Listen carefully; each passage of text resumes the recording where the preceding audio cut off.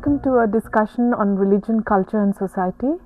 Religion, as you know, is an institution which is almost universal to every society, human society, that is. It's a very complex institution which has many aspects that are part of the society. It is not only related to religious belief systems and the accompanying practices such as rituals and various other cultural practices, but it is also related to economic and political systems and aspects of the society. Not only is it related to the individual and personalized experience of spirituality and the other world, but it is also related to the organizational principles or aspects that bring a collective identity.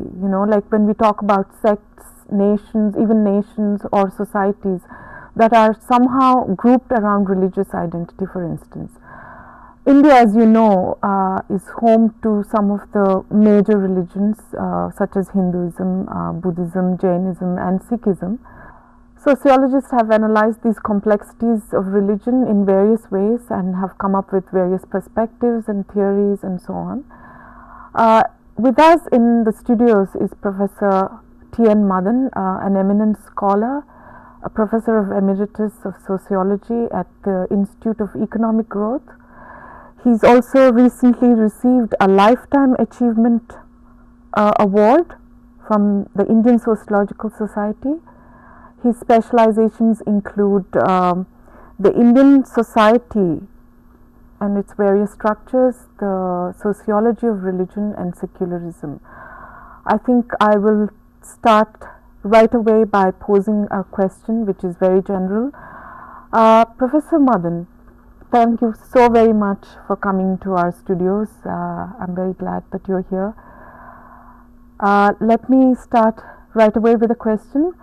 And the question is, how would you relate religion, culture and society in a very general sense, and how would you relate it to some of the major religions of the world? Well, thank you very much. I am pleased to be here, and you have in your introductory remarks provided me the cues, just the cues I need to speak on this subject. I guess one can say that to speak of religion, culture and society can mean two things. In the first place, it can mean that society is multidimensional, as you said, that it has many aspects. It can also mean that religion also is multidimensional. Religion is not only one of the aspects of society, alongside the economy and politics and so on, but religion itself can be seen to have many aspects to it. And society and culture can be seen in that light, related to religion as aspects of religion, as settings in the presence of which religion emerges as social reality. When we speak of religion having a social aspect, we would think of religious roles, like that of a priest, for instance, or that of a pilgrim, for instance, or lay people, householders, performing religious roles, performing religious ceremonies. You mentioned rituals. One can also, looking at religion as having a sociological or social aspect, one can also think of religion as institutions, a set of institutions within a society. For instance, the church in Christian society, or the Sangha in Buddhist society. Or you can think of religious communities like the Lingayat of South India, who have their Mutt monastery, perhaps. Or you can think of Muslims having the Waqf, which are institutionalized bodies looking after properties which are used for common benefit.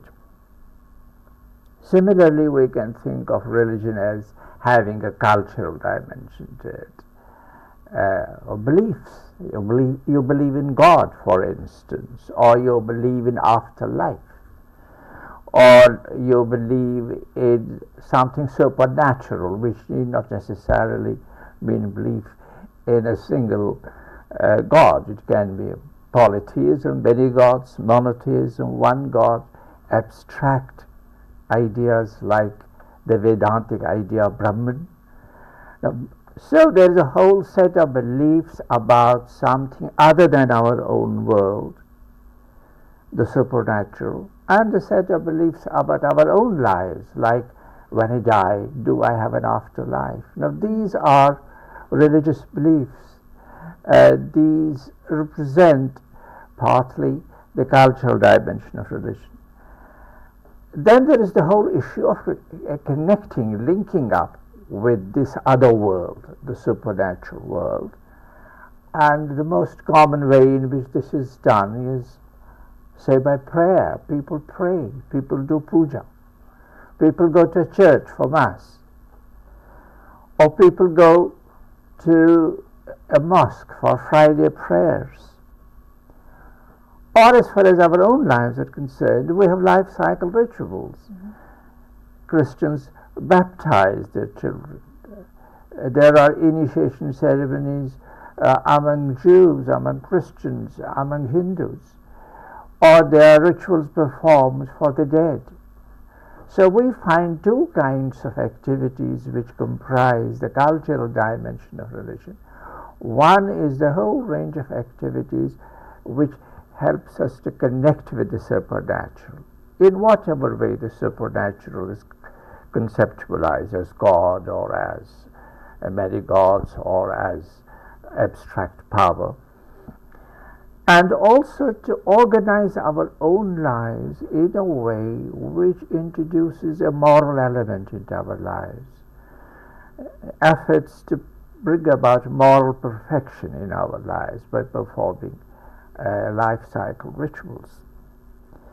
Now, if you look at religion like this as being one of the aspects of society, or you look at religion as having a sociological or a social, let us say, and a cultural dimension, this represents a mode of conceptualization which is very general and common in sociological literature. We have the sociological distinction between the sacred and the profane, which we attribute to the very distinguished French sociologist Durkheim. But coming to think of it, the distinction between the sacred and the profane, between the religious and the secular, is really a Christian idea.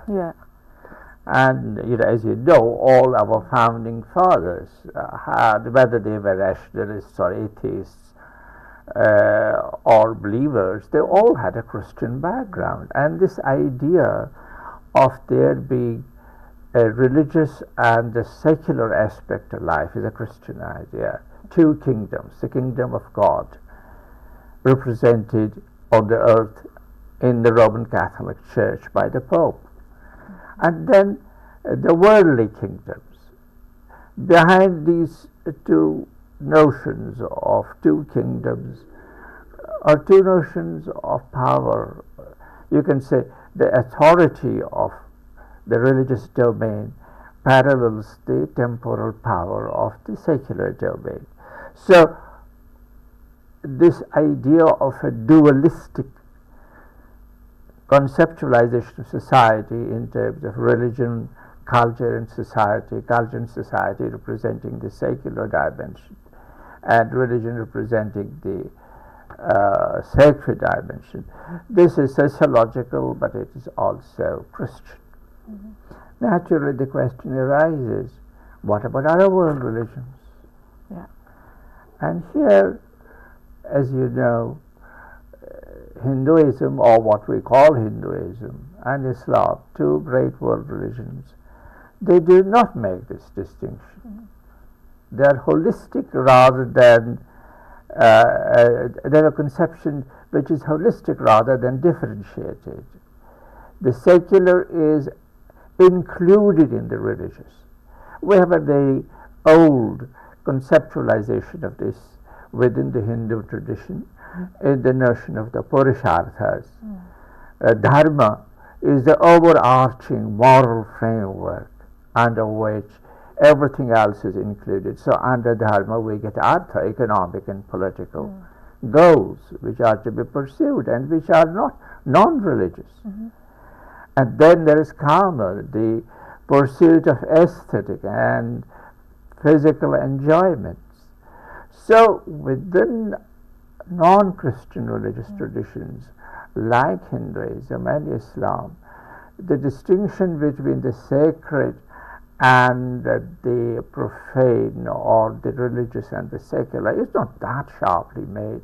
Not that these distinctions are not recognized, but the manner in which they are conceptualized is hierarchical. The secular is included in the religious. But Buddhism is in fact the most crucial case in this regard, because Buddhism is non-theistic. Buddhism questions the very fundamentals of those religions like Christianity, like Judaism, like Islam, where belief in God is central. The Buddha was silent on the issue of the existence of God. He said the question didn't interest him. What interested him was what human beings could do with their lives, how they could make their lives morally better, if not perfect. Now, this seems to me would perhaps provide an opening, kind of a statement in answer to your question. I had a small intervention here. Yeah. I mean, more than a question, which is when you said about Buddhism as being non-theistic in its orientation, essentially, but it does become a religious practice when you really look at it in terms of all the Buddhist religions that are available across the world, which actually makes me ask this question, but is there a sociological definition or an understanding to what we can call essentially a religion that can be seen as a... We can make an effort. It's a difficult thing. Sociologists like Max Weber refuse to do it. They say the definition of religion is something that can be left to the end of the inquiry about particular religions. But I would say by and large, if we put together sociological studies of different religions and theoretical statements about religion, we can provide a sociological kind of a profile of what might constitute a definition of religion. I think the first idea is something set apart, something outside our world. This is the idea of something above us, something outside our world, something transcendent. So you have the supernatural, for instance, something set apart. But when something is set apart, you may like to forget about it. But the interesting thing about religion is that what is set apart, what is said to be other than you, what is said to be other than this world, is also said to be something with which we must connect. So the first idea is something set apart. Durkheim said, let's call it the sacred, and therefore get rid of the issue of theism, of the presence of God or the absence of God. It may not be God, it may be something else which is sacred, which is set apart, which is not part of our everyday life. But then it has to be made a part of our everyday life by linking with it, by connecting with it.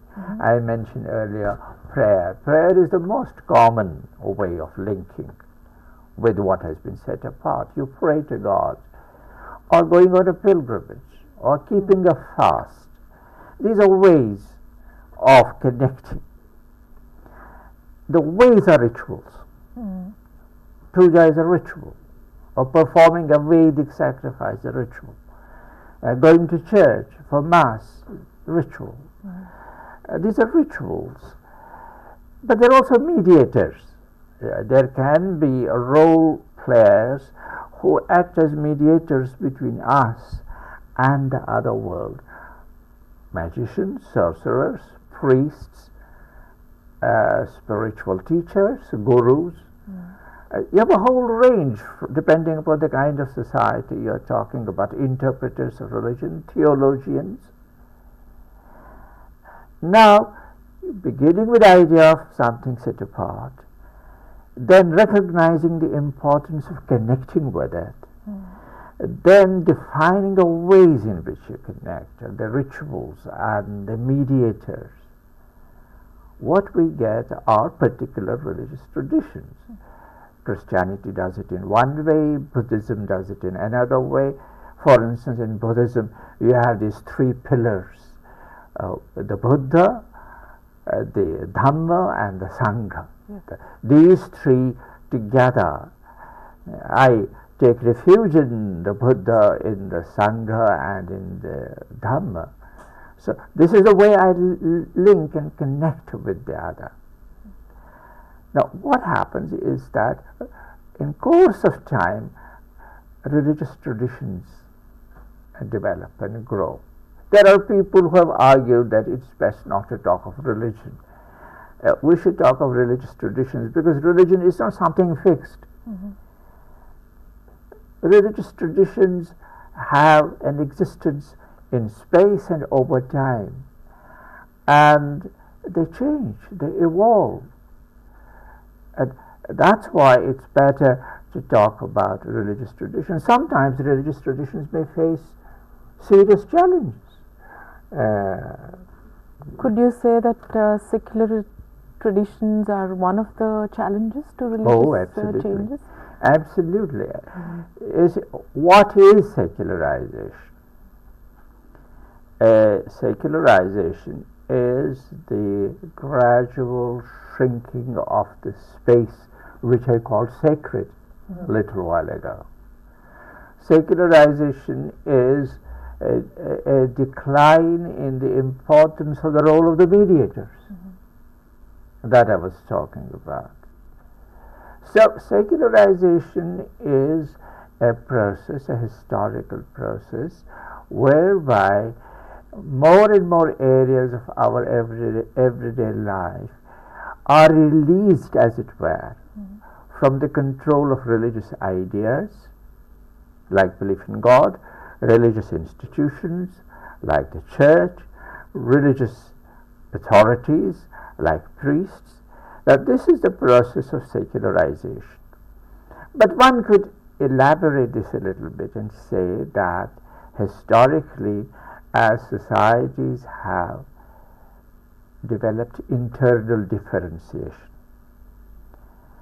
different areas of society have attained certain degrees of autonomy: the economy, the polity, the society, the religious domain.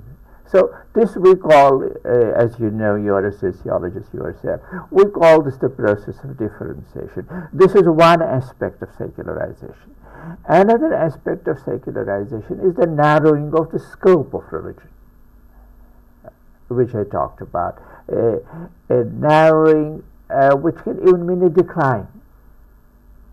And many people who would not opt for the idea of a total decline talk about privatization of religion, that religion withdraws from the public domain and it becomes a part of our private lives. Now this is a very troublesome in the sense of being problematic. It's a very problematic idea of privatization. Within Christianity this was easy perhaps because the Reformation had been a development within the teachings of the Christian Church, which said that every Christian is herself or himself responsible for her or his redemption. It's something between God and me. I don't need the church, I don't need the Pope, I don't need the priest, I don't need any of these other interventions. So this is the idea of privatizing. Religion is my private concern.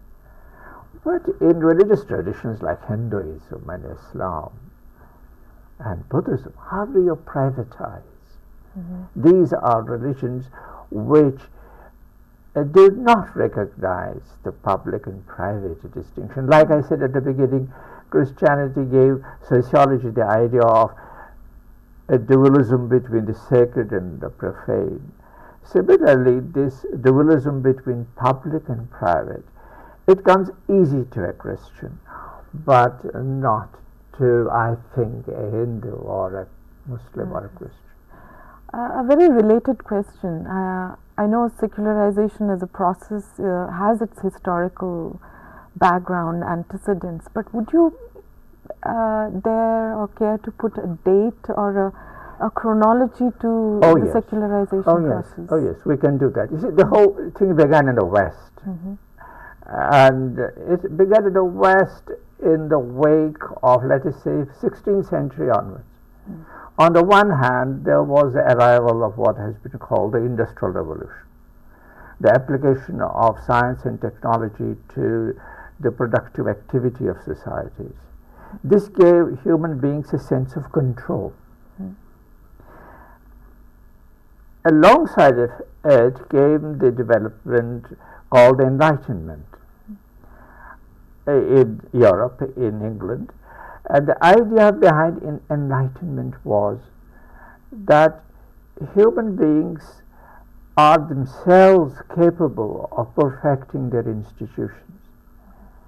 Our true knowledge comes from our experience and not from scripture, reason, not revelation, human effort, not divine grace. Now these ideas, these are philosophical ideas. These came from Germany, these came from France, these came from England. They produced a worldview in which human beings were in charge of their lives and in charge of their future. And to give concrete sense to this particular idea was what science and technology were able to do in the domain of production, in the domain of advances in science, in the domain of advances in medicine. So what happens is, between the 16th and the 18th centuries, there's a convergence of things that people could think about and of things that people could make. And the social sciences, economics, sociology, political science, these are all the children of the Enlightenment. Behind them all lies one single idea, and that idea is we can be in charge. The German philosopher Kant said, he is regarded as the most typical philosopher of the Enlightenment. He said, have the courage to know, dare to know. And the French social philosopher Comte, whom we call the founder of sociology, he said, to know in order to control. No, to know in order to predict, and to predict in order to control. So the whole idea behind sociology and economic and political science is to control the social process. And that's what secularization is. The taking over of the responsibility for our future, for the perfection of our institutions. Would you then say that there are some aspects of